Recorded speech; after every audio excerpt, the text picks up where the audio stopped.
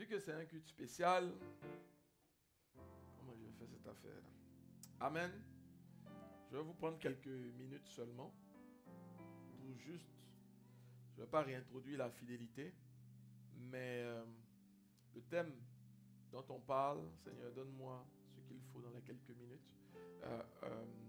c'est grâce et fidélité. On avait dit la semaine dernière, on avait parlé de comment le monde avait rejeté ces éléments-là. Et on avait dit une chose très importante, la fidélité est le 7e fruit. On pouvait l'appeler le fruit de la perfection. Si la fidélité n'est pas dans ta vie, tous les autres fruits peuvent s'effacer. Tu peux dire que tu as la paix, tu as la joie, mais si tu as la paix un jour, tu ne l'as pas l'autre jour, tu n'es pas fidèle dans la paix. Tu comprends? Donc la notion de fidélité est une notion qui, dans le monde d'aujourd'hui, est devenue est très galvaudée. Avant, on avait nos parents là, ils ont changé peut-être 1 ou 2 fois d'emploi. Beaucoup ont fait 30 ans dans le même emploi, ils sont à la retraite. Bon, nous maintenant on enchaîne selon les offres, selon les ci, selon les ça, on enchaîne. Même dans l'affaire d'aller à l'église, c'est devenu aussi la même chose. C'est-à-dire, non, si je sens pas, si ça me plaît, si ça me plaît pas, non. Mais c'est pas, Dieu ne fonctionne pas comme ça. La notion de fidélité, c'est une notion qui t'emmène à comprendre un environnement où Dieu te veut, comprendre que tout ne peut ne pas être parfait, mais à force de demeurer fidèle dans ce que Dieu te demande de faire, un jour tu vas voir des choses éclore. Amen. Quelqu'un qui, par exemple, laboure un champ, il faut qu'il soit fidèle d'en prendre soin dans le champ, d'en arroser, d'en venir faire toutes ces choses-là pour qu'un jour il puisse voir les fruits. La notion de fidélité nous parle d'une notion de processus.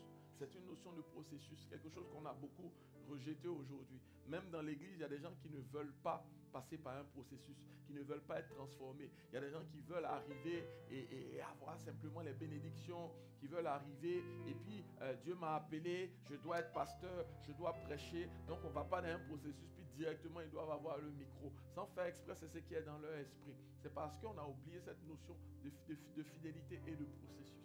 La fidélité aujourd'hui même fait peur. On a l'impression que quand on te demande d'être fidèle, c'est comme si on t'enlevait ton essence, ton originalité, ce que toi tu étais et tout. Et puis on te demande d'être fidèle à quelqu'un d'autre. Et ça pose beaucoup de problèmes. Ma prière, c'est que vos oreilles soient ouvertes, que votre cœur soit ouvert, que votre entendement soit ouvert pour que vous receviez la parole de Dieu. Dieu a des grâces extraordinaires pour ceux qui sont fidèles. Il a des grâces extraordinaires pour ceux qui sont fidèles. À un moment donné, Dieu va vous bénir. J'ai envie d'appeler ça les bénédictions de l'enfance. C'est-à-dire, il te fait grâce, à qui il fait grâce, tu pleures seulement, il te donne. Mais à un moment donné, là, il va regarder ta fidélité pour te bénir. C'est le processus avec lequel Dieu fonctionne. À un moment donné, il va te regarder. Et dans ta dimension de fidélité, tu peux avoir certaines épreuves. Un test de fidélité, c'est de voir les autres bénis et de garder son propre cœur. Si quand tu vois les autres bénis, tu commences à dire non, votre Dieu là, on dirait que il fait combine, moi il ne me voit plus, moi il ne fait plus, là tu commences à être énervé. Non, il commence à avoir un problème de fidélité. Un test de fidélité, c'est continuer à faire les choses même quand ça ne va pas. Même quand ça ne va pas. Je dis toujours aux serviteurs ici, là, il y en a qui disent, je dis, moi ça ne m'étonne pas. Non, moi je ne vais pas à l'église aujourd'hui. Moi, je dis, ok. Moi j'arrive un dimanche matin, puis je dis, bon, moi aussi ça ne m'étonne pas. Voilà. Je peux dire, j'ai le droit aussi, non? Hein? Ah, j'ai le droit. Ah bon? Donc je viens un dimanche matin, je dis, bon, ok, moi je ne prêche pas. Donc, chacun va se débrouiller. Ceux qui viennent là, saluer, vont de vous, chanter, chacun va à la maison. Nous tous, on peut venir dire ça? Non, la fidélité, c'est que tu sais. Tu peux pleurer le matin, mais tu viens et puis tu sais. Et puis tu as le sourire. Et même si ton mari t'a fatigué, et puis tu as l'accueil. Il ne faut pas que toutes les personnes qui rentrent dans l'église se rendent compte que ton mari t'a mal parlé le matin. Parce que dès qu'on rentre à la porte, ta figure est de l'autre côté. Tu ne souris pas aux gens, tu leur donnes les trucs, on va passer là-bas, allez vous asseoir là-bas, on vous parle tous les matins de vous asseoir, c'est toi la même personne, c'est lui, le dimanche dernier c'était lui. C'est-à-dire, quand on rentre, on sent que c'est tendu. Il y a ceux qui accueillent, on sent que c'est tendu. Non, Dieu ne fonctionne pas comme ça. Tu viens, tu sais, mon ami, tu sais, tu souris. Tu es là, tu souris. J'ai dit, les gens vont penser que les pasteurs n'ont pas de problème aussi. Ah non, vous pensez, non. Tu souris. Il y a des fois, tu ne dors pas, tu viens, mais tu souris. Tu sais la fidélité dans ton service, la fidélité à ton service. C'est-à-dire, tu n'es pas au point où tu sais parce que le responsable t'a bien appelé. Dans la semaine, il a causé à toi. Là, aujourd'hui, tu viens. Là, il a dit non, tu as mal fait. Toi, tu ne sais plus où ton visage. Non, il faut être fidèle. Amen. Et il y a des grandes bénédictions, des grandes grâces dans la fidélité. Bon, je ne vais pas revenir sur les dimensions, les définitions. On pourrait voir le culte de la semaine passée. Et le Seigneur me dit particulièrement que cette année, il va se souvenir des personnes fidèles. Il va se souvenir. En fait, il se souvient toujours des personnes fidèles. Voilà, il ne faut pas penser qu'avant, Dieu ne se souvenait pas des personnes fidèles. Mais en fait, Dieu va ouvrir votre esprit, vous montrer certains éléments qui ont fait que vous n'avez pas pu rentrer dans votre bénédiction pour que vous fassiez les corrections nécessaires pour que la grâce vous touche. Amen. Il y a des gens, votre appel est tellement grand que s'il y a quelque chose qui n'est pas travaillé dans votre cœur et dans votre vie et que la bénédiction vous rencontre, on vous a perdu. Non, il y a des gens là, si aujourd'hui, là quand on sort, on les appelle pour dire, bon, on vient de te trouver quelque chose là. Chaque mois, tu as au moins 100 000 $. La maison est payée, tu as des jets et tout. Frère, dimanche prochain, c'est pas sûr que tu le vois dans l'église. Parce qu'il va penser que c'est fini, il est arrivé. C'était l'argent qu'il était venu chercher dans l'église. Il a 100 000 $ par mois. Il va venir écouter le pasteur. Pourquoi? Donc il y a des gens comme ça. Dieu ne vous bénit pas parce qu'il y a un petit aspect qui n'est pas corrigé. Il y a des sœurs. Dieu ne vous marie pas parce qu'il y a un petit aspect qui n'est pas corrigé. Et si tu arrives, ce que tu as montré au monsieur là, on va passer plus de temps à prier pour régler les problèmes. Donc Dieu nous laisse prier pour que tu te maries pour l'instant. C'est moins pire. Parce que si tu es rentré, les griffes qui vont sortir là, et il te donne des situations. Quand les situations arrivent là, toi-même tu ne sais pas comment il y a une griffe qui sort. Waouh! Donc on finit de te regarder, on se dit, ah, fais attention. Fais attention. Il y a un mariage un jour, un frère, il aimait la soeur. Je ne sais pas comment, peut-être, bon, en tout cas, je ne sais pas ce qui s'est passé. Puis le jour, on doit prier. Quand le pasteur bénit le mariage, la soeur est par terre, elle est en train de serpenter. Ah! On ne nous a jamais dit qu'est-ce que le frère a fait par la suite. Dans cette histoire, on ne nous a jamais dit. S'il a demandé au pasteur de continuer le mariage, ou s'il a dit on a besoin d'un peu de temps de formation encore. Là, tu rentres avec un serpent là. Vous avez non, attends. C'est comme si tu es à la porte, tu n'es pas encore rentré. Et puis on te montre que... Non, selon vous, vous faites quoi? Non, les gars, vous faites quoi? Un truc comme ça, vous faites comment? Hein? À la délivrance. Ah, on fait une délivrance sur place. Et puis on se marie. Les frères ne parlent pas trop. Les soeurs disent on se marie. Les frères, je ne vous entends pas trop. Hein? Hein? Non, les frères, prononçons-nous. C'est-à-dire là, comme ça, l'onction tombe. Et puis tu sens que ce n'est pas un petit esprit qui est là. Hein? Les frères, on fait quoi? On passe. Mais tout est engagé là. Vous avez payé la salle. Vous avez... C'est des millions. Les familles sont là, elles se sont déplacées. Hein? Les pères sont arrivés. Ils sont tous là comme ça. On fait comment? Hein? On brise en même temps et puis on y va. Bon, ok, les sœurs. Là, on fait le vote des sœurs. Qui dit on délivre en même temps et puis on fait le mariage? Bon, voilà. Qui dit on prend un temps de formation? Ça, c'est les sœurs seulement. Elles ne sont pas beaucoup, celles-là. Bon, maintenant, les frères. Qui dit on délivre et puis on continue le mariage? Ah, c'est les hommes de foi. Les hommes de... hein? Parce qu'eux-mêmes, ils savent qu'ils vont finir le démon là. Il n'y a pas de... Simplement, mais non, mais tu n'as pas encore dit oui. On n'a pas encore fait le mariage. Tu n'as pas encore dit oui.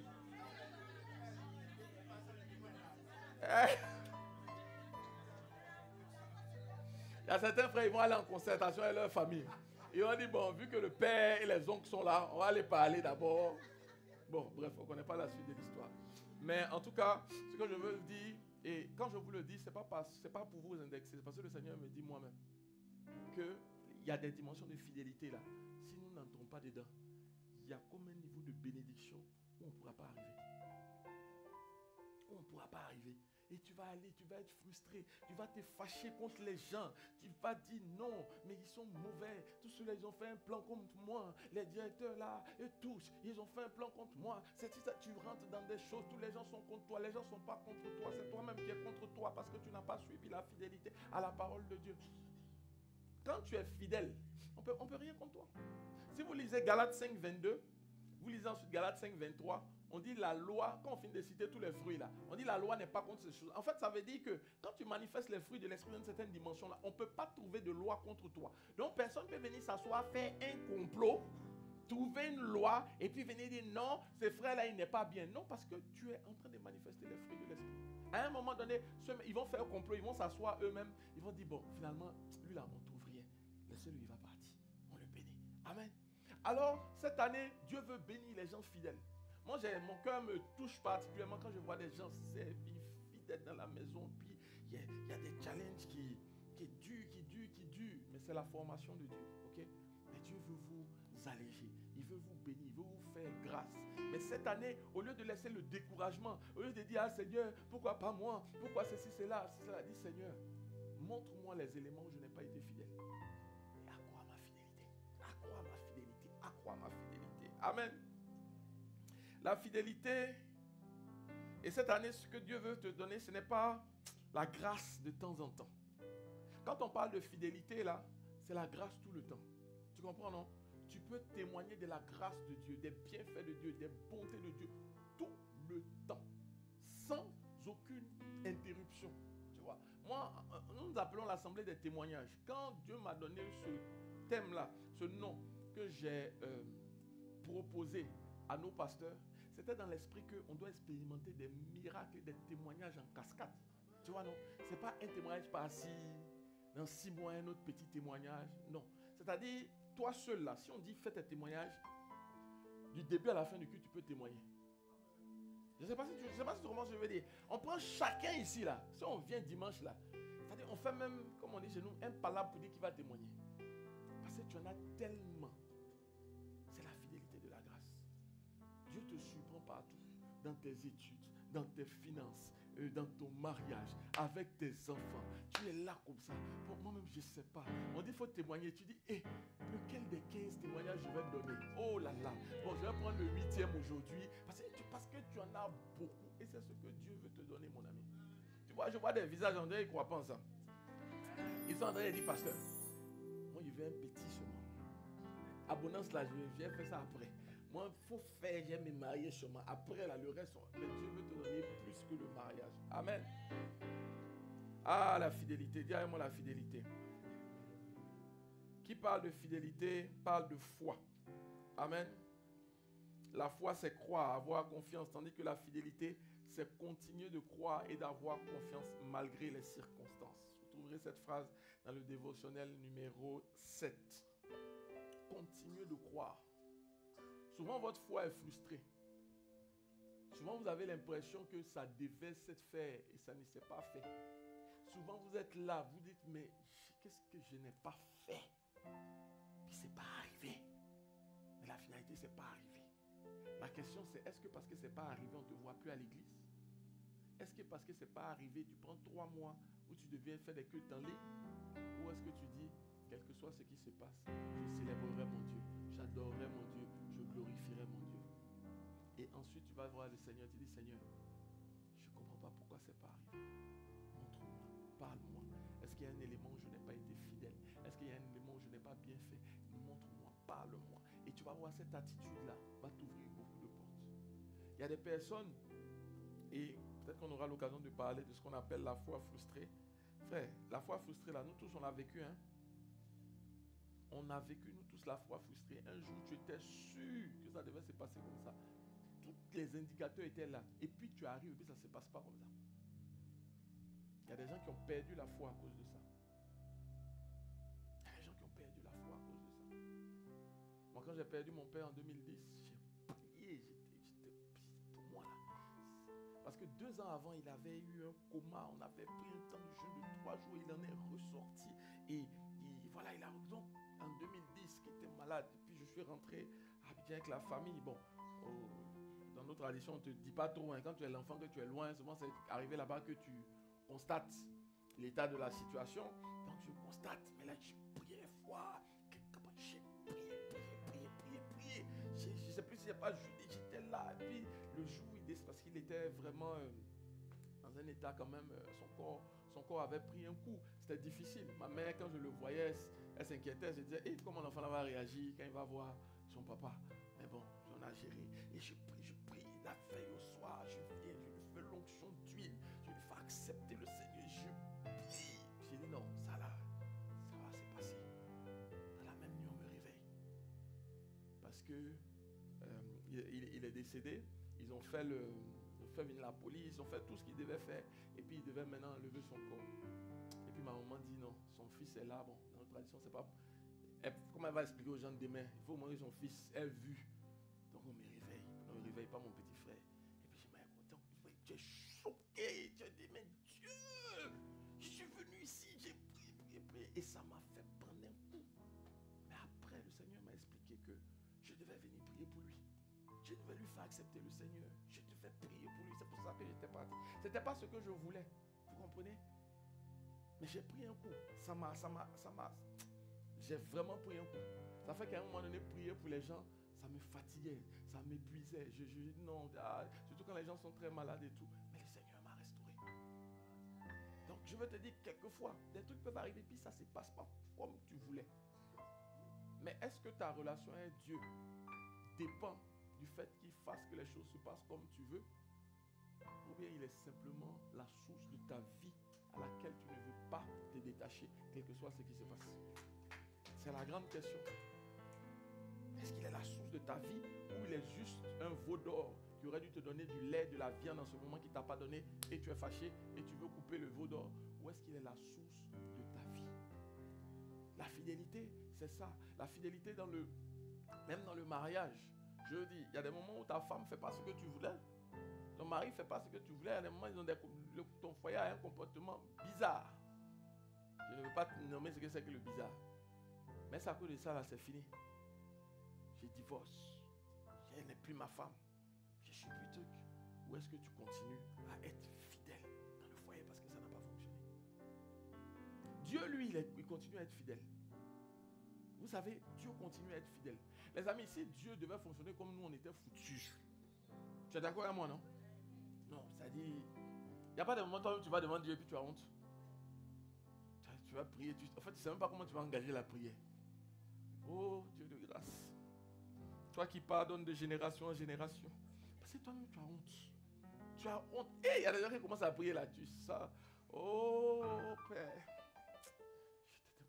Parce que toi, tu sais qu'en temps normal, il devait fermer la porte pour toi. Mais sa fidélité à son amour fait qu'il t'ouvre la porte à toi. Il te regarde, il te sermonne un peu, et puis il te dit on n'a qu'à avancer. Dieu est fidèle. Soyons nous aussi fidèles. Il y a des niveaux là. Les coups, tout le monde en prend. Et la fidélité, c'est quand il y a un coup. C'est trop facile quand tout va bien. Quelle femme qui a venu dire mon mari est fidèle, mais tout va bien, il n'y a jamais eu de problème, il n'y a jamais eu de truc. Ça fait 3 mois que vous êtes mariés. Ah, il est fidèle. Je ne te souhaite pas ça, hein. C'est pas que je ne te souhaite pas ça. Mais il dit, c'est devant. C'est là où on voit la fidélité. Quand il y a les challenges, c'est là où on voit la fidélité. Quand il y a des trucs qui ne marchent pas comme on veut, c'est là où on voit la fidélité. Tu as épousé une femme que tu attendais à ce qu'elle ait des enfants. Et puis, dans les premières années, c'est un peu difficile. C'est là où on voit la fidélité. Il y a toujours une tante qui va arriver quelque part là-bas pour dire, bon, mon petit, tu sais, chez nous, c'est pas trop compliqué. Il y a des... Ah non, il y a des tantes, hein. Non, nous, au début, quand on s'est mariés, ça prenait un peu de temps. Enfin, ça n'a même pas pris du temps, hein. Mais c'est que nos tantes, là, elles ont leur façon de penser. On s'est mariés en 2006, novembre. On est rentré vers août-septembre. Et mes tantes, spécialement, elle m'a appelé, elle dit, mon fils, il faut nous dire s'il y a un problème. Hein, parce qu'on ne voit rien depuis. Il faut nous dire s'il y a un problème. Bon, elle ne m'a pas dit ce qu'elle prévoyait. Mais c'est pour dire qu'elle était préoccupée. Il faut que je lui dise. Parce que non, eux pour eux, ce n'est pas trop compliqué. On a dépendre de l'enfant de quelqu'un, on l'a marié. Il faut qu'il y ait une suite logique. Tu vois. Donc tu dois les calmer et tout. Mais si ça arrive, je connais des couples, ça fait 2, 3, 4, 5 ans. Est-ce que c'est pour ça qu'on va venir dire, bon, il y a une fille qui est de l'autre côté là. Il faut aller faire enfant avec elle. Non, ce n'est pas la fidélité.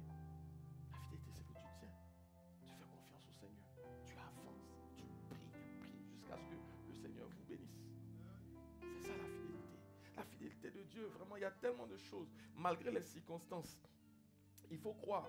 Il faut croire. La fidélité te rend fiable. Elle fait que tu es quelqu'un qui ne change pas sous pression. La fidélité, bon, je reviendrai dessus dans peut-être la semaine prochaine ou pas. Mais pour t'établir sur une nation, ceux qui ont des grandes prophéties sur leur vie, là, sachez que la fidélité est tellement importante. Tu es là comme ça et puis on t'a dit que tu seras président de ton pays. Mon frère, si tu n'es pas fidèle, tu ne vas pas arriver là-bas. Non, je veux te dire, il y a beaucoup de choses là. C'est des problèmes de fidélité qui nous empêchent. Le Seigneur me disait que c'est parce qu'il ne trouve pas des gens fidèles que tu n'as pas des chrétiens qui sont placés dans certains endroits. Parce que les chrétiens, ils sont juste à l'église.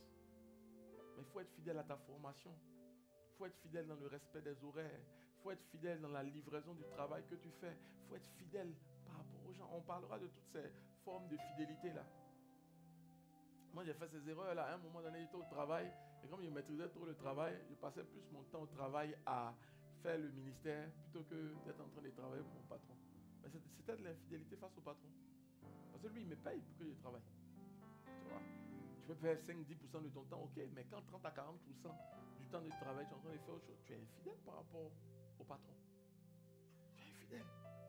Et vraiment, bon, j'en ai parlé un peu vendredi dernier. Je veux juste le dire rapidement. Dans l'enseignement que Pasteur Mohamed donne dans les révélations, quand tu reçois une révélation, un songe, il y a différentes natures. Ok? Une révélation peut être un arrêté, ça peut être un décret, ça peut être un dessein, ça peut être une volonté, un souhait de Dieu et tout. Il y a différentes natures. Quand on dit qu'il y a un arrêté, c'est que ça va arriver. Ça là, tu montes, tu descends, il neige, tu pleures, tu fais tout ça, ça va arriver. Dieu a dit, il a cacheté. Ok? Comme quand Joseph parle avec Pharaon sur ces songes-là, c'est un arrêté. Ok? Quand c'est un arrêté, tu ne pries plus pour que ça n'arrive pas, mais tu pries pour savoir comment profiter de la chose, même si c'est une situation difficile. C'est ce que Joseph a apporté comme solution. Il a dit, il va avoir la famine, mais voilà ce qu'on peut faire pour quand même profiter de la chose. Parce que souvent des drames sont des occasions de changement. Ok? C'est des occasions de changement. Il y a des guerres, c'est triste à dire, mais c'est la réalité du monde. Il y a des guerres qui sont des occasions d'enrichissement. Mais pas pour, je dis, il ne faut pas aller et puis tu tues les gens. Mais tu peux comprendre qu'il y a quelque chose qui va devenir rare dans le pays, tu vois. Donc tu te prépares en avance, tu comprends. Donc ça, c'est quelqu'un qui savait que ça devait arriver et qui sait comment en profiter. Bon, après, il y a des décrets, je ne veux pas tout définir, mais beaucoup des choses que Dieu vous donne, c'est des desseins, c'est des projets qu'il a mis sur vos vies, ok? Ça ne veut pas dire que la chose est scellée et qu'elle doit arriver. Souvent, en tant que chrétien, on pense, Dieu m'a dit ça, c'est scellé, ça doit arriver. Ok? Donc, il y a un process, un travail à faire sur le chemin pour que le dessein, le projet puisse se mettre en place. Amen. Et moi, dans ce que le Seigneur me disait, je l'en ai parlé un peu dimanche, je veux juste dire ici, comme 5 éléments qu'il m'a montrés qui sont importants. Il y a la révélation du projet lui-même. Que ce soit un projet, une entreprise, un projet financier, un mariage, des enfants. C'est quoi, mais il te montre ça. Ça, c'est la révélation. Ensuite, tu as besoin d'une sagesse, d'une instruction, et des relations qui vont avec. Tu comprends? Donc, quelquefois, là, Dieu m'a montré que je dois être président de mon pays. Et puis, tu pries, tu parles la langue seulement. Mais c'est quoi la sagesse? C'est quoi l'instruction? Qu'est-ce que tu fais? Est-ce qu'aujourd'hui, ça veut dire que tu dois aller vers tel type d'école? Est-ce que tu dois aller vers tel type de formation? Est-ce que tu dois t'informer de telle nature?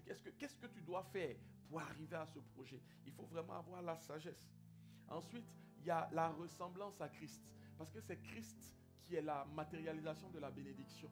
Si tu ressembles au monde encore, si tu as toujours des fruits bizarres dans ta vie, tu ne pourras pas atteindre cette bénédiction. Ensuite, dans la ressemblance à Christ, où on parle des fruits de l'esprit, il y a le fruit le plus important. Ce n'est pas le plus important, mais c'est le fruit de la persévérance qui est la fidélité. Beaucoup n'entrent pas dans leur bénédiction parce qu'ils ne sont pas fidèles. Beaucoup n'entrent pas dans leur bénédiction parce qu'ils disent une chose aujourd'hui, demain ils ne font pas. Beaucoup n'entrent pas dans leur bénédiction parce qu'ils ne peuvent pas demeurer dans, par exemple, une formation, un truc, servi au culte. Ils ont dit, ok, ils vont servir à tel département, ils commencent, ils font 2, 3, après ils partent.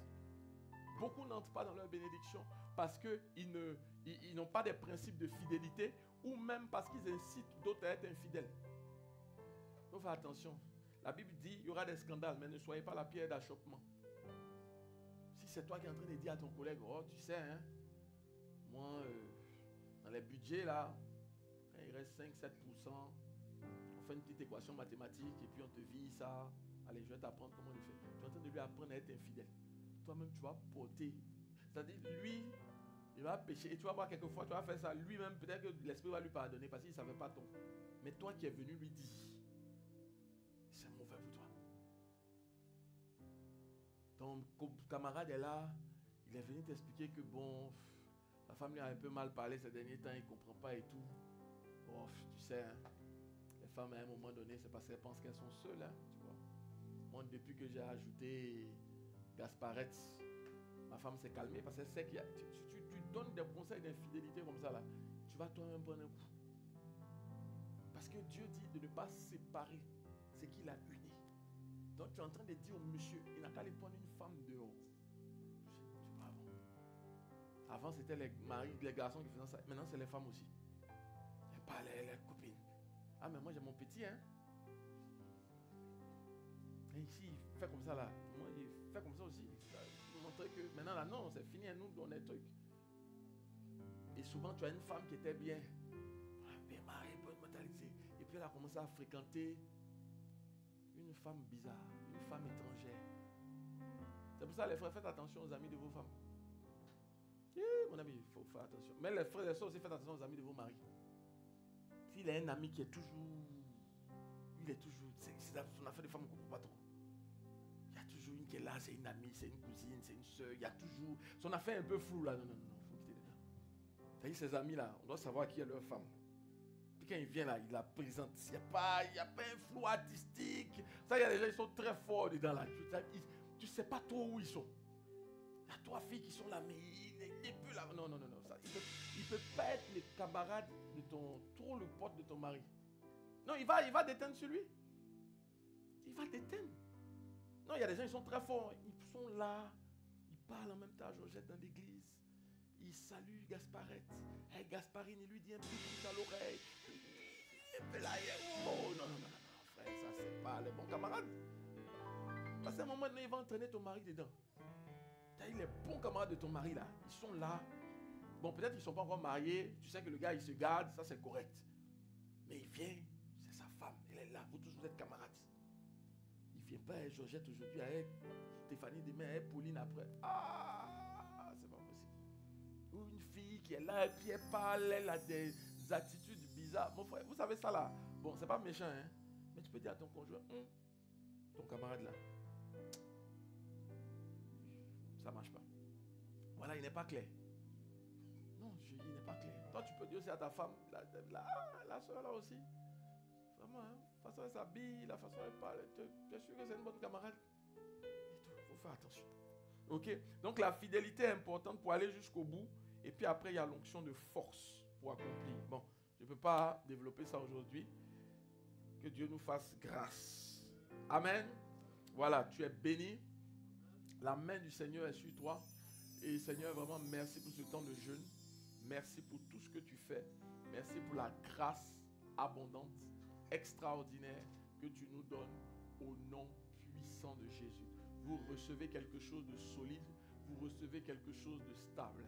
Le Seigneur me dit qu'il fait bouger certaines fondations afin que vous rentriez dans vos bénédictions. La compromission vous éloignera de ce que Dieu a prévu. Dieu te demande de te mettre à part parce que lui, il veut te positionner. Et te mettre à part, c'est abandonner le péché. Je vois des gens aux prises avec des problèmes de drogue. Tu es peut-être dans la salle ou en ligne. Le Seigneur me dit de te dire qu'il te donne cette force-là pour t'en sortir. Drogue, alcool, toute forme d'addiction, pornographie, tu reçois la force pour en sortir. Parce que ces éléments-là sont venus et puis étaient en train de bousiller ta vie, bousiller ton foyer, bousiller tes activités. Ta force et ton énergie étaient en train de partir dans ces événements. Mais ce matin, le Seigneur te restaure, le Seigneur te renouvelle, le Seigneur te fait grâce, il te sort de ces éléments-là. Je vois des personnes qui étaient attirées vers les femmes étrangères. Il y a une femme qui commence à trotter dans ta tête, tu as une appréciation un peu bizarre. Il te donne la force d'en sortir. Sache que c'est un piège que Satan t'a envoyé. C'est un piège que Satan t'a envoyé pour t'affaiblir, Ta fidélité, non seulement seulement c'est à ta femme. Si tu n'es pas encore marié, ta fidélité c'est à ta future femme. Comment dire à lui être fidèle et à ne pas vagabonder un peu partout. Sois fidèle à celle-là, sois fidèle à celui que tu vas marier et tu vas voir. Dieu va bénir ta fidélité. Si tu étais là et puis tu commençais à te dire, ah vraiment c'est parce que je ne vois pas dehors que les trucs comme ça se passent. Dieu me dit de te dire non, il va bénir la fidélité que tu es en train de manifester à l'instant, la grâce de Dieu descend sur vos vies. À la fin de ce jour, dans le jeûne, vous allez voir dérouler maintenant des cadeaux, dérouler des paquets, dérouler des choses extraordinaires. Vous devenez plus stable dans votre foi. Les mauvaises doctrines sont ôtées. Vous devenez plus stable. Vous comprenez la notion de fidélité à la parole de Dieu, de fidélité à ce que Dieu a prévu. Et dans le nom puissant de Jésus, je me dresse contre tout esprit dans cette salle ou en ligne qui vient pour t'empêcher d'être fidèle, qui vient pour t'empêcher de pouvoir marcher dans la fidélité de Dieu. Je me dresse contre lui maintenant dans le nom puissant de Jésus. De la même manière qu'à la fin du 40 jours de jeûne, Satan est apparu à Jésus pour l'empêcher d'être fidèle à Dieu.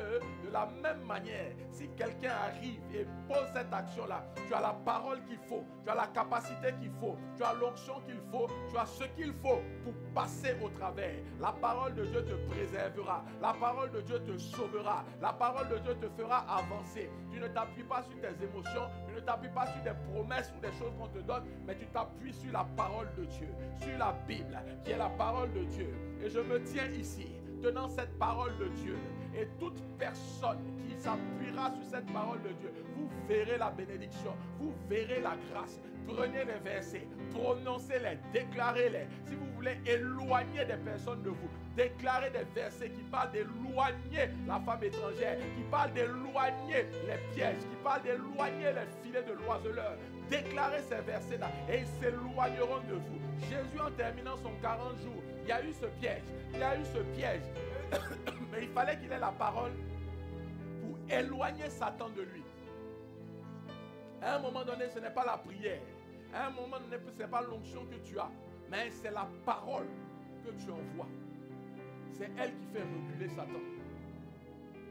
Et Satan a attaqué Jésus 3 fois. Donc la première fois, il peut revenir.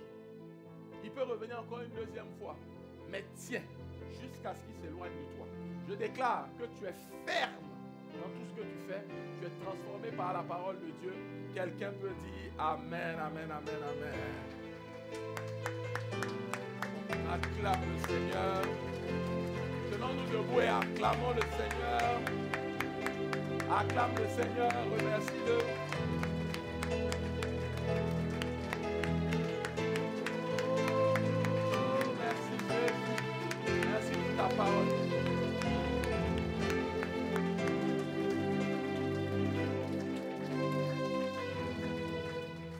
Alléluia. Gloire à Jésus.